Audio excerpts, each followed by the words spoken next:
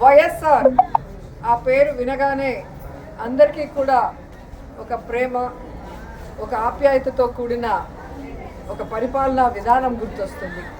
ఎందుకంటే పరిపాలనకి ఈరోజు మానవత్వాన్ని అద్ది ప్రతి ఒక్కరి గుండెల్లో చిరస్థాయిగా నిలిచిపోయారు వైఎస్ఆర్ గారు. అందుకే ఈరోజు ఆయన చనిపోయి 14 సంవత్సరాలు పూర్తవుతున్నా ఇంకా కూడా ఎవరు ఆయన్ని మర్చిపోలేరు, భవిష్యత్తులో కూడా మర్చిపోరు అని గర్వంగా చెప్పగలను. ఎందుకంటే ఈ రాష్ట్ర రాజకీయాల్లో పెను మార్పును తీసుకొచ్చి పేదవాడికి నేనున్నాను అంటూ ఆయన ఇంటి వద్దకే అన్నీ కూడా తీసుకొచ్చి అందించిన ఘనత వైఎస్ఆర్ కుటుంబానికే దక్కింది. ఎందుకంటే వాళ్ళు ప్రజల్ని తమ కుటుంబ సభ్యులుగా భావిస్తారు, అభిమానిస్తారు.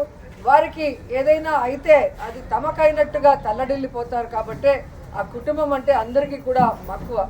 కానీ రాజశేఖర్ రెడ్డి గారు ఏ విధంగా అయితే తన పాదయాత్రలో ఒక ప్రభంజనాన్ని సృష్టించారో, ప్రజల కష్టాల్ని, రైతుల కష్టాల్ని, ముఖ్యంగా పేదవాడి కష్టాన్ని దగ్గర నుంచి చూసి అవన్నీ దూరం చేయాలి అని ఒక నిర్ణయం తీసుకొని ముఖ్యమంత్రి అయిన తర్వాత ఆయన చేపట్టిన అనేక చారిత్రాత్మక నిర్ణయాలతో, సంక్షేమ పథకాలతో మరి ప్రతి ఒక్కరి గుండెల్లో కూడా ఈరోజు నిలిచిపోయారు.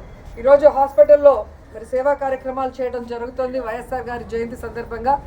సో 108 ఎంతోమందికి ప్రాణదానం చేశారు. అలాగే ఆరోగ్యశ్రీ ఎంతోమంది కుటుంబాల్ని ఈరోజు నిలబెట్టిన ఘనత వైఎస్ఆర్ గారికే దక్కింది. అలాగే రైతన్న వాడు బాగుంటే రాష్ట్రం బాగుంటుంది, దేశం బాగుంటుందని నమ్మారు. కాబట్టే రైతులకి అడిగింది కూడా చేయటం మనం అందరం కూడా గుర్తుపెట్టుకోవాల్సిన విషయం. ఇలా చెప్పుకుంటూ పోతే ఎన్నో.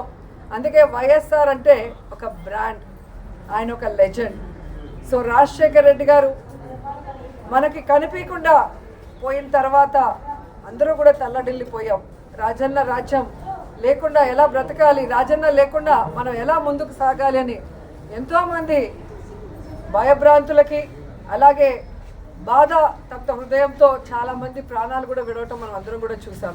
కానీ ఆశా కిరణంలాగా ఆయన కొడుకు పులివెందుల పులిబిడ్డ, రాజన్న ముద్దుబిడ్డ జగనన్న వచ్చిన తర్వాత మళ్ళీ దేవుడి పాలన ఎలా ఉంటుంది, రాజన్న పాలన ఎలా ఉంటుందో మరి మనందరికీ కూడా చూపించడం జరిగింది. కానీ మొన్న ఎలక్షన్స్లో మనం ఓడిపోవటం అనేది కొంచెం బాధాకరమైన విషయమే. అయినా మనం ఓడినా గెలిచినా, అధికార పక్షంలో ఉన్నా ప్రతిపక్షంలో ఉన్నా మనం ఎప్పుడు ప్రజల పక్షానే. రాజశేఖర్ రెడ్డి ఆశయాలకు అనుగుణంగా ఏ విధంగా అధికారంలో ఉన్నప్పుడు పరిపాలించారో జగనన్న, ఈ 5 సంవత్సరాలు కూడా రాజన్న పరిపాలన మళ్ళీ తీసుకురావడానికి మనం అందరం కూడా కలిసికట్టుగా పోరాడాలని కూడా అందరినీ కోరుకుంటున్నాను. ఈరోజు రాష్ట్రంలో ఉన్న వైఎస్ఆర్ అభిమానులందరూ కూడా ముక్త కంఠంతో ప్రతిజ్ఞ చేయాలని కూడా కోరుకుంటున్నా.